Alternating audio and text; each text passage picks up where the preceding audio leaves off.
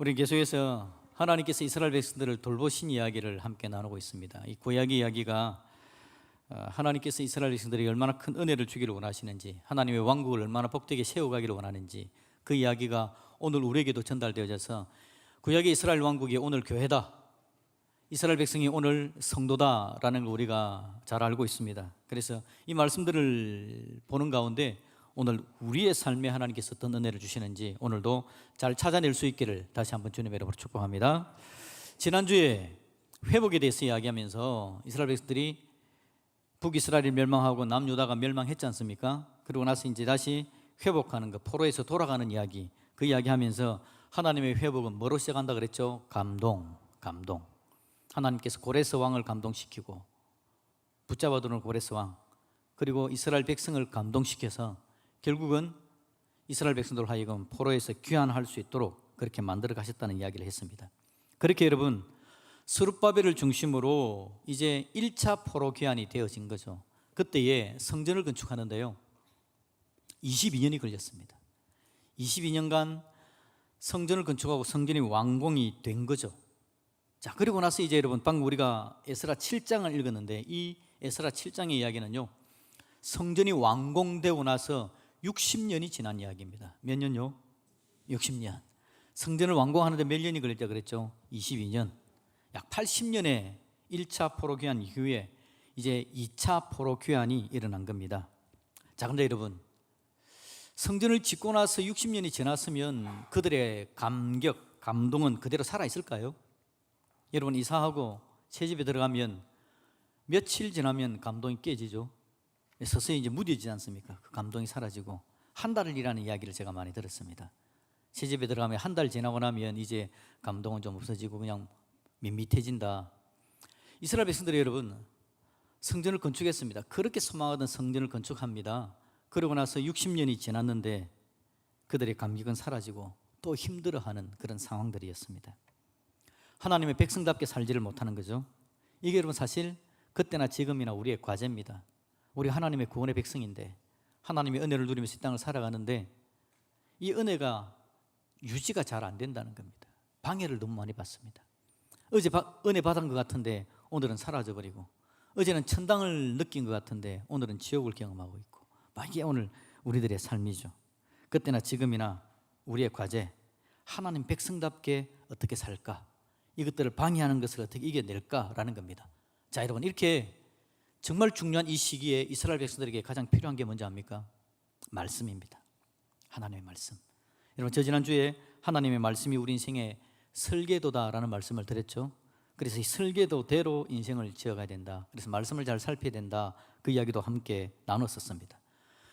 하나님께서 설계한 하나님의 말씀을 제대로 봐야 되는 겁니다. 이스라엘 백성들이 성전을 지어놓고 60년이 지나면서 이제 느슨해질 그때 다시 한 말씀을 탁 읽으면서 하나님 말씀에 뭐라고 이야기하지? 말씀에 벗어난 건 뭐지? 그래서 그 설계도를 살피면서 제대로 회복되는 일들이 있어야 되는 거죠. 하나님의 말씀. 하나님의 말씀이 흥황하면 이스라엘은 회복됩니다. 하나님의 말씀이 들리지 않으면 이스라엘은 큰일 납니다. 절망 가운데 빠져가는 거죠. 여러분, 사사기 시대를 기억하시죠? 우리가 사사기를 살핀 지가 그렇게 오래되지 않았습니다. 사사기 때에 제일 핵심되는 이야기가 뭐였습니까? 그 당시에 왕이 없어서 이스라엘 백성들이 자기 소견에 오른 대로 살았다. 자기 소견에 오른 대로. 그러면서 사무엘 때가 되어서 하는 이야기가 뭐냐니까 사사기의 마지막 부분이죠. 그때 하는 이야기, 말씀이 희귀했다라고 그렇게 이야기합니다. 하나님의 말씀이 희귀한 거, 사람들이 하나님의 말씀 안 듣는 거, 자기 소견에 오른 대로 사는 거. 그럴 때 여러분, 사사기의 큰 문제가, 그 공동체가 심각하게 문제가 생겨버린 거 우리가 알게 됩니다. 그래서 여러분, 진정한 회복은 하나님의 말씀으로 되는 겁니다. 여러분, 기억해서 하셔야 되는데, 회복은요 사람 안에서 나오지 않습니다. 여러분, 우리가 우리 자신에 대해서 잘못 생각한 게 뭐냐니까 나는 그래도 괜찮은 사람이다라는 생각입니다. 그래서 내 안에 뭔가 선한 게 나올 수 있다라고 우리는 늘 착각하면서 살아갑니다. 성경은 철저하게 우리에게 그게 아니라고 이야기합니다. 모든 사람이 죄를 범하였음에 하나님의 영광에 이르지 못하고요, 성경의 이야기는요, 아무리 그렇게 보이는 사람이라도 그 사람의 실수, 죄, 문제를 그대로 기록함으로써 사람이라는 존재가 얼마나 연약한지를 처절하게 보여주는 게 바로 성경의 이야기입니다. 성경의 역사는 바로 그것들을 우리에게 보여주는 거죠. 그래서 여러분, 사람은 믿음의 존재가 절대 아닙니다. 옆에 분에게 인사합시다. 나는 당신을 믿지 않습니다. 여러분, 믿으면 안 돼요. 사람은 사람을 믿는 존재가 아닙니다. 대신에 이렇게 이야기합시다. 요거 잘해야 됩니다. 앞에 거를 무마하려면 요거 지금 잘해야 됩니다. 이제 안 믿는다고 이야기했으니까 이렇게 이야기합시다. 나는 당신을 사랑합니다. 사람은 믿음의 대상이 아니라 사랑해야 될 대상입니다. 하나님은 철저하게 우리 그에게 이야기하시죠. 인간은 여러분, 인간의 속에서 선한 게 나오지를 않습니다. 예수님도 이야기하지 않습니까? 사람이 먹는 것으로 더러워지는 게 아니라 속에서 나오는 게 사람을 더럽히는 것이다. 사람 안에는 얼마나 처절한 죄가 있는지를 우리에게 이야기해 주는 거죠. 그래서 여러분, 인간이라는 존재가 새롭게 되려면 말씀이라는 하나님의 은혜가 새롭게 주입이 되어야 되는 겁니다. 하나님의 말씀이 우리 안에 들어와 우리를 각성시켜야만 우리가 새롭게 될 수 있고 하나님 은혜 가운데 나아갈 수 있는 겁니다. 지금 성전 건축한 지 60년이 지나고 허물허물해지는 그때에 이 사람들이 새롭게 설 수 있는 방법은요, 하나님의 말씀이 그들 안에 다시 한번 쑥 들어갔어요. 그들로 각성케 하고 하나님의 은혜를 듬뿍 누려서 이제 우리가 어떻게 가야 될지에 대해서 하나님의 말씀으로부터 길을 찾는 그 외에는 답이 없다라는 겁니다. 그런데 하나님의 말씀이 쑥 들어가야 되는데 하나님의 말씀이 어떻게 그들 가운데 쑥 들어갈 수 있느냐라는 겁니다. 그들 모두는 사실은 하나님의 말씀에 큰 관심이 없습니다. 관심이 없으니까 60년 만에 성전 짓고 나서 이렇게 허물허물해지는 거죠. 그들은 여러분 정치적으로 독립하지는 않았습니다. 포로에서 돌아오기는 했지만 여전히 페르시아의 치하에 있었고요. 그들은 여전히 불안정한, 정치적으로 독립을 이루지 못한 그런 상황에 있었다는 겁니다. 혹시 여러분 에스더 이야기는 읽어보셨죠? 그죠? 안 읽었더라도 들어는 봤을 겁니다. 에스더의 여러분 문제가 뭔지 압니까? 유대인들을 몰살시켜버리는 괴략이 있었다는 겁니다.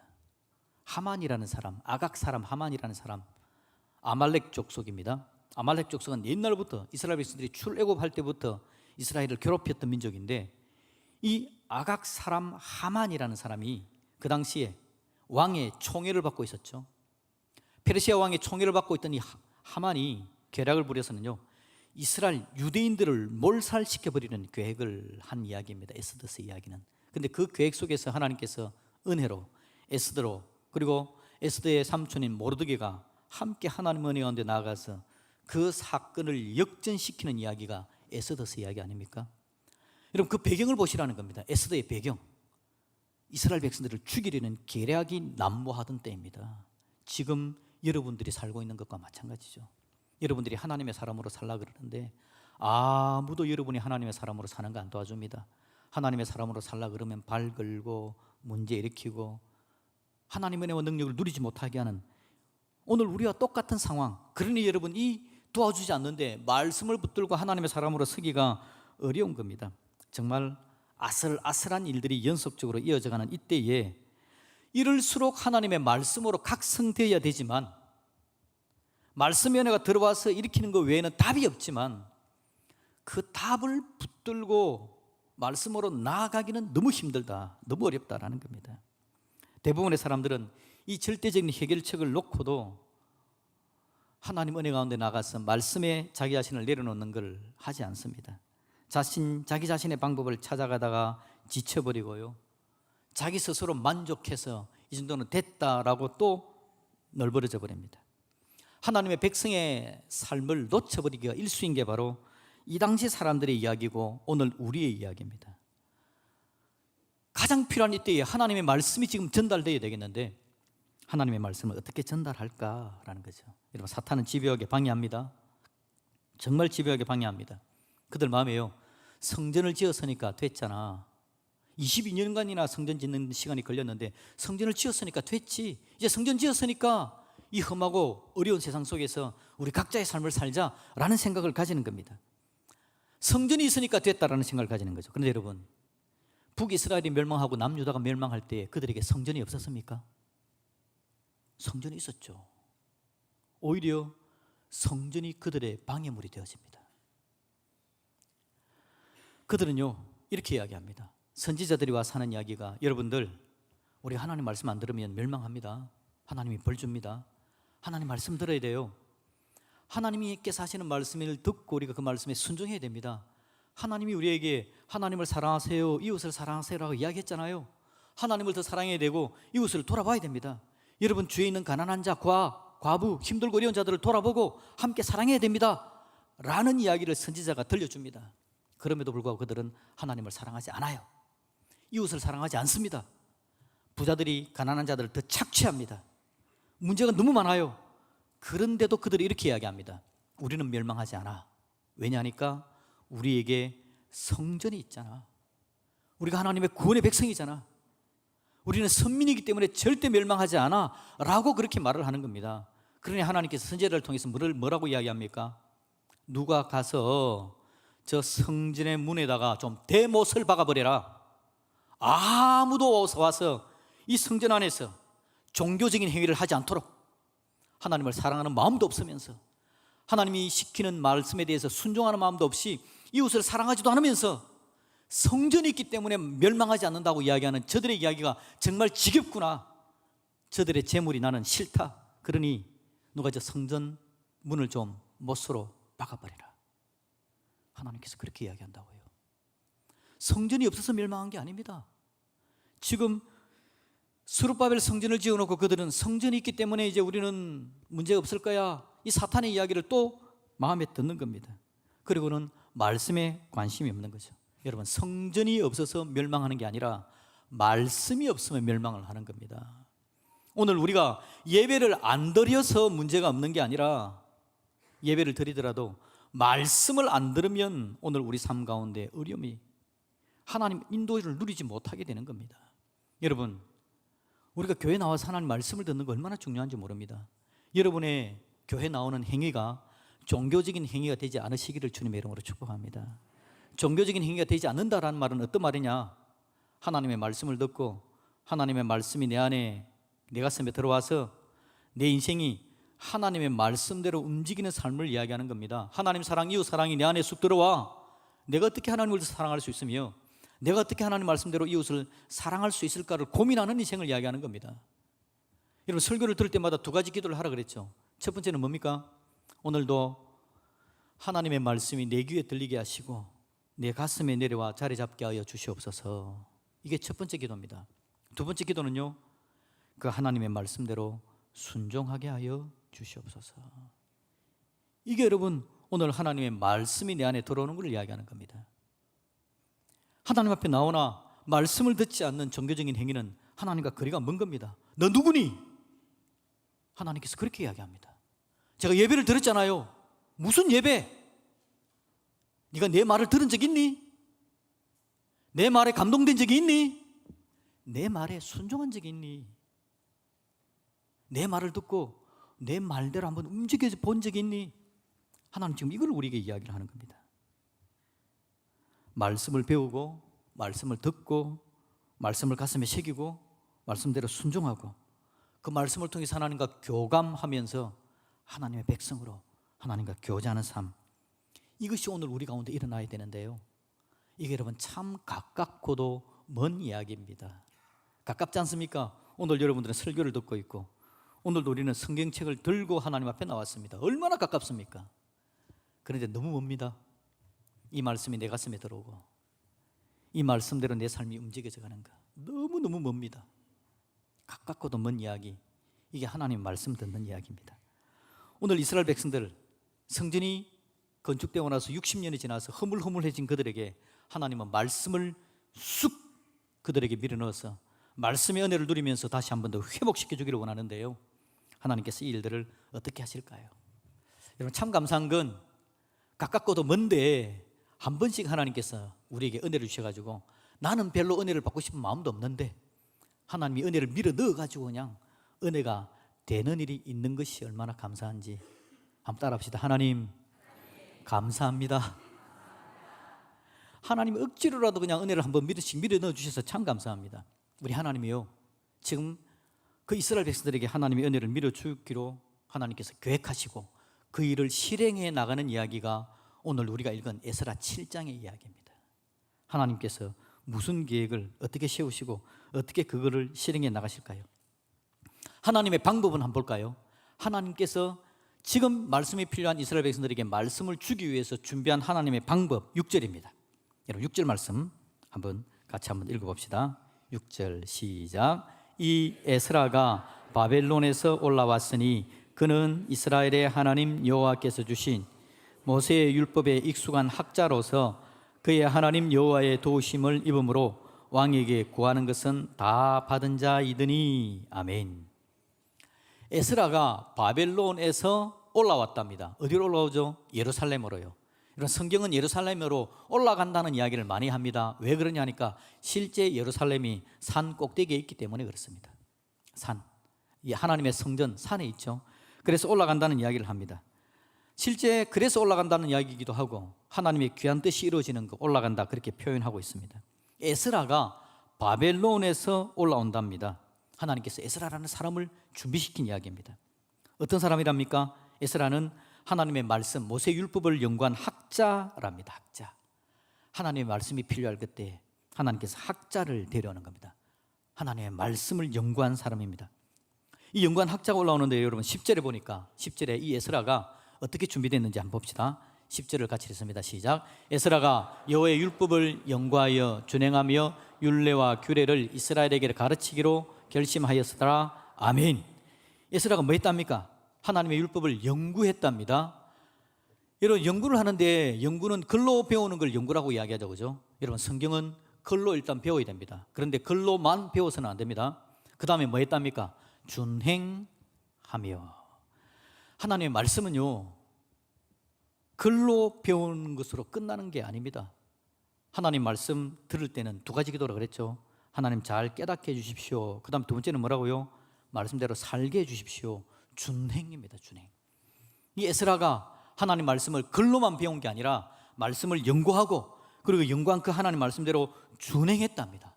거기다가 더 나아갔어요. 말씀대로 살면서 어떤 마음이 생겼습니까? 율례와 규례를 이스라엘에게 가르치기로 결심했다. 자기 자신에게만 적용한 게 아니라 하나님 나라 공동체를 생각하면서 우리는 우리를 짓고 있습니다. 이런 마인드를 가지게 해주었다라는 겁니다. 하나님께서 에스라에게. 여러분 하나님 말씀을 직접 은혜로 경험하는 게 얼마나 중요한지 모릅니다. 6절을 여러분 6절 뒷부분을 봅시다. 6절에 보니까요. 6절에 보니까요. 자, 하나님 말씀에 익숙한 학자라 그랬죠. 그리고 그의 하나님 여호와의 도우심을 입음으로 어떻게 됐다고요? 왕에게 구하는 것은 다 받은 자이더니 라고 이야기합니다. 이건요 하나님의 말씀을 연구하고 하나님 말씀대로 순종하고 하나님의 은혜를 듬뿍 입어서 이제 하나님의 은혜의 말씀에 능력을 입어서 왕에게 나아가서 뭔가를 구할 때에 그로부터 왕으로부터 다 받아 누린 자였다라는 겁니다. 예수 잘 믿고 복 받은 자였다라는 것을 말해주는 겁니다. 말씀의 은혜를 누릴 줄 알고 말씀의 능력을 경험해 본 사람, 이런 에스라가 준비되었다라는 거죠. 여러분 저와 여러분에게 이런 에스라가 준비되기를 주님의 이름으로 축복합니다. 오늘 설교 제목이 뭡니까? 에스라가 옵니다. 오늘 예루살렘에 성전이 지어진 지 60년이 지나고 허물허물한 그들에게 저 멀리 1000km나 떨어진 바벨론에서 에스라가 오는 겁니다. 이 에스라가 오는 것이 지금 여기 예루살렘이 하나님의 말씀으로 쑥 들어와 말씀의 은혜를 누린 하나님의 도우심이 시작되는 걸 보여주는 거죠. 오늘 우리에게도 마찬가지입니다. 여러분의 인생에 에스라가 가기를, 우리 인생에게 에스라가 오기를 주님의 이름으로 축복합니다. 에스라가 좀 와야 됩니다. 여러분 에스라가 누굴까요? 오늘 우리에게는 제가 에스라 같습니까? 착각하지 마십시오. 저도 에스라 중에 하나입니다. 여러분 옆에 분에게 인사합시다. 당신이 나의 에스라입니다. 여러분 지금 시대에 어떤 특별한 성경학자 한 사람이 와서 우리에게 영감을 끼친다, 뭐 가능합니다. 그럴 수도 있습니다. 그런데 하나님의 방법은 그것만으로 끝나는 게 아니라 더 훨씬 엄청난 하나님의 방법은요, 우리에게 에스라를 주는데 우리 교회가 에스라입니다. 하나님께서 이 교회가 하나님의 말씀을 연구하고 이 교회 안에 힘들어하는 사람들도 많지만 그 힘들어하는 중에 하나님의 말씀을 순종하고 준행하는 사람들을 하나님께서 이곳에 두시는 겁니다. 그래서 주위를 둘러보면 내가 피곤하고 힘든데 많은 사람들 가운데서 하나님의 말씀대로 살아가는 사람이 우리 눈에 뜨이게 만들어줍니다. 그리고 그가 간증하는 걸 듣게 만들어주죠. 하나님의 은혜와 능력을 이 교회 안에서 함께 누리게 되는 겁니다. 여러분 에스라 찾아서 어디 가지 마십시오. 성경을 공부하는 기관들을 에스라라는 이야기를 많이 씁니다. 그래서 에스라 성경대학원도 있고요, 에스라 성경연구원도 있습니다. 거기도 가서 배울 수는 있습니다. 실제 에스라의 능력, 말씀에 순종하고 말씀의 능력을 누리는 곳은 우리 광주드림교회, 교회가 바로 그 역할을 한다라는 겁니다. 한번 따라합시다. 우리 에스라는 우리 교회입니다. 여러분, 그럼 어떻게 됩니까? 이 에스라, 우리 교회가 여러분의 인생 가운데로 쑥 들어가기를 주님의 이름으로 축복합니다. 그러면 그 안에서 말씀의 은혜와 능력을 누리는 겁니다.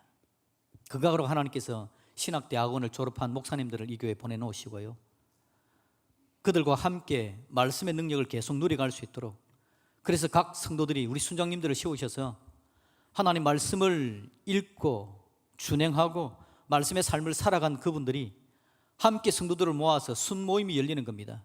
여러분, 순모임이 열릴 때에 하나님의 말씀의 은혜가 여러분에게 넘쳐나시기를 주님의 이름으로 축복합니다. 말씀 들었던 사람, 지난주에 말씀으로 살았던 사람, 말씀의 은혜를 경험했던 사람들이 함께 나누는 겁니다. 순모임을 모일 때 여러분, 말씀만 나누는 건 아닙니다. 재미있던 이야기를 하시고요, 농담도 하시고 편안하게 지내십시오. 그런데 여러분, 말씀이 빠지면 절대 안 됩니다. 말씀이 빠지면 안 됩니다. 말씀의 은혜가 있기를 주님의 이름으로 축복합니다. 여러분이 에스라 되는 방법 가르쳐 드릴까요? 여러분이 에스라 되는 방법, 주일 설교 말씀 한번 적어보십시오.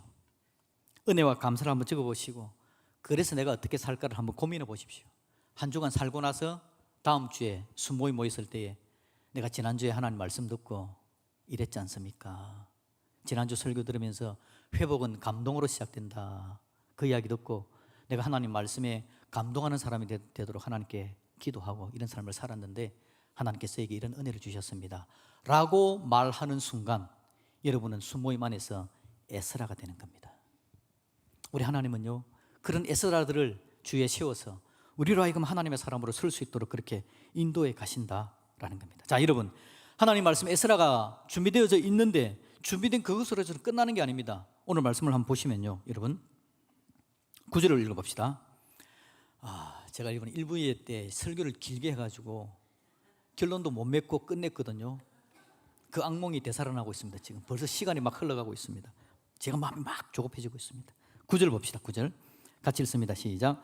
첫째 달 초하루에 바벨론에서 길을 떠났고 하나님의 선한 손에 도우심을 입어 다섯째 달 초하루에 예루살렘에 이르니라. 아멘.